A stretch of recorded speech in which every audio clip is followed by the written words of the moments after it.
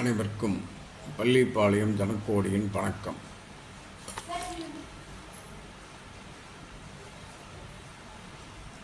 அஸ்தமனமான கிரகங்கள் என்ன பலன் கொடுக்கும் என்பதை பற்றி பார்ப்போம். சூரியனில் கிரகங்கள் அஸ்தமனமாகும்போது லக்னாதிபதி அஸ்தங்கமானால் இந்த லக்னாதிபதியின் திசையோ புத்தியோ நடக்கும்போது இவர் ஒரு காரியத்தை எடுத்து செய்யலாம் என்று நினைத்தால்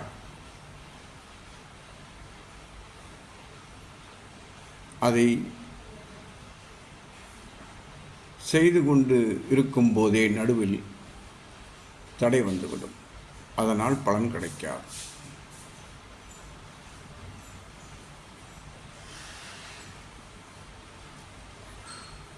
எந்த ஒரு கிரகமாக இருந்தாலும்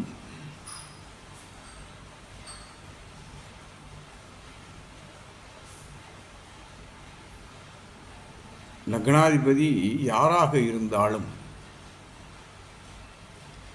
அவர் அஸ்தங்க நிலையில் இருக்கும்போது அந்த திசாபுத்தி காலங்களில் அந்த ஜாதகருக்கு மன உளைச்சலே அதிகமாக இருக்கும். எதையும் செய்யலாம் என்று நினைப்பார், செய்ய முடியாது. யோசனைகள் பலமாக இருக்கும், ஆனால் காரியங்களில் ஈடுபட முடியாத நிலையில் இருக்கும்.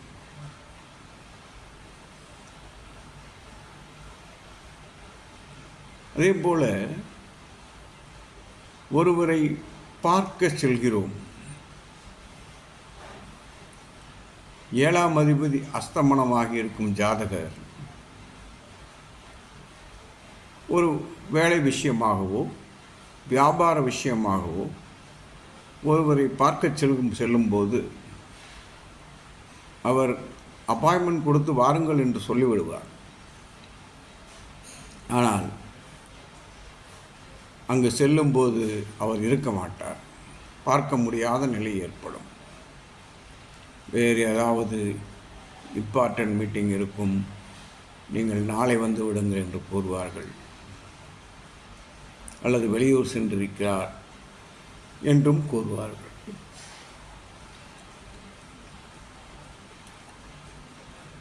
எப்போதுமே லக்னாதிபதி அஸ்தங்கம் அடையக்கூடாது. அதேபோல் 7ஆம் அதிபதியும் அஸ்தங்கம் அடையக்கூடாது. 7ஆம் அதிபதி அஸ்தங்கம் அடைந்தால் அவரது களத்திரத்திடமே அவருக்கு தேவையான சப்போர்ட் கிடைக்காது. ஒற்றுமையாக இருப்பது போல் தோன்றும், ஆனால் அவர்களுக்குள் ஏதாவது ஒரு சங்கடங்கள் இருந்து கொண்டுதான் இருக்கும். அஸ்தங்க நிலையில் 7ஆம் அதிபதி இருப்பவர்கள் தொழிலில் பார்ட்னர்களை சேர்த்து கொள்ளக்கூடாது. சேர்த்தாலும் அங்கு பிரச்சனை வரும். 7ஆம் இடமே பார்ட்னர்களையும் தொழில் பார்ட்னர்களையும் சொல்லும் அல்லவா? அதனால் அதே போல 4ஆம் அதிபதி அஸ்தங்கமாகி இருந்தால், 4ஆம் இடம் என்பது தாய்ஸ்தானம், சுகஸ்தானம். ஒரு டிகிரி படிப்பதற்கான நிலையையும் 4ஆம் இடத்தில் காணலாம். படிப்பு பற்றியும் சொல்லும். இந்த 4ஆம் அதிபதி அஸ்தங்கமாகி இருந்தால் படிப்பில் இவர் அரியர்ஸ் வைத்து பாஸ் பண்ணுவார். இவரால் ஒரே முறையில் வெற்றி பெற முடியாது. அதேபோல் 4ஆம் அதிபதி அஸ்தங்கமாகி இருக்கும்போது தாய் அன்பு கிடைப்பதும் இவருக்கு திருப்தி அளிக்காது.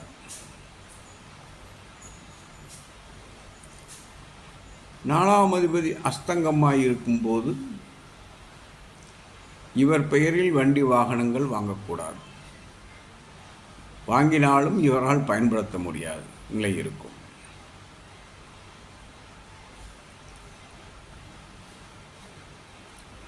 அதே போல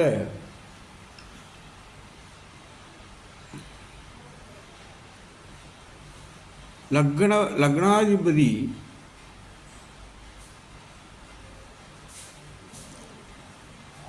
சூரியன், சுக்கிரன்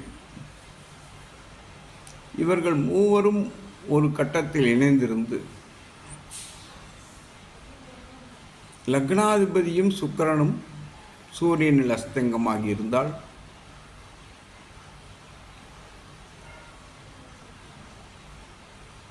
இவருக்கு சுகபோகங்கள் அமைவதிலேயே பிரச்சனை இருக்கும். இன்று ஒரு பணம் வரும், ஆகா நாம் நாளை இதை வைத்து எங்காவது டூர் போகலாம், சந்தோஷமாக இருந்துவிட்டு வரலாம் என்று நினைத்தால் அது நடக்காது. திடீர் செலவு ஏற்பட்டு வேறு வகையில் அது செலவாகிவிடும். அதே சமயத்தில் 6ஆம் அதிபதி அஸ்தங்கமாகி இருந்தால் இவருக்கு நிரந்தர வேலையே அமையாது. கடன் இருக்காது, அது வேறு சமாச்சாரம். ஆனால் நிரந்தர வேலை அமையாது. கடன் கேட்டால் கொடுப்பதற்கு யாரும் இருக்க மாட்டார்கள்.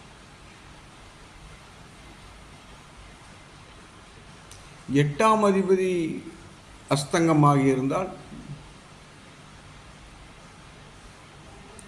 ஆயுள் பிரச்சனை வர வாய்ப்புண்டு.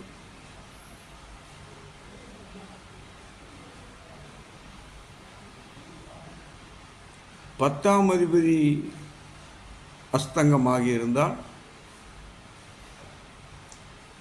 இவர்கள் சொந்த தொழில் செய்யக்கூடாது, பார்ட்னர் வைத்தும் செய்யக்கூடாது, வேலைக்குத்தான் செல்ல வேண்டும்.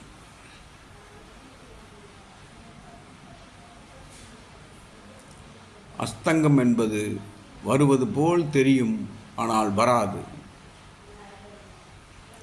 லாபம் அதிகமாக வருவது போல் தெரியும், ஆனால் லாபம் வராது. நட்பு உயிர் நண்பன் என்று சொல்வோம், கடைசியில் முக்கியமான நேரத்தில் அவன் விட்டு சென்று விடுவான். லக்னாதிபதி அஸ்தங்கமானவர்கள் மட்டும் மிகவும் ஜாக்கிரதையாக இருக்க வேண்டும். மனக்குழப்பத்தில் மனநிலை பாதிப்பும் ஏற்பட வாய்ப்புண்டு சந்திரன் உடன் இருக்கும்போது. கவனித்து பலன் எடுப்போம். மேலும் விவரங்களுக்கு என்னை தொடர்பு கொள்ளலாம். எனது ஃபோன் நம்பர் 93 64 11 12 94 மற்றும் 94 87 31 33 00, அதாவது 9364111294. நன்றி, வணக்கம், வாழ்க வளமுடன். மீண்டும் அடுத்த பதிவில் சந்திப்போம்.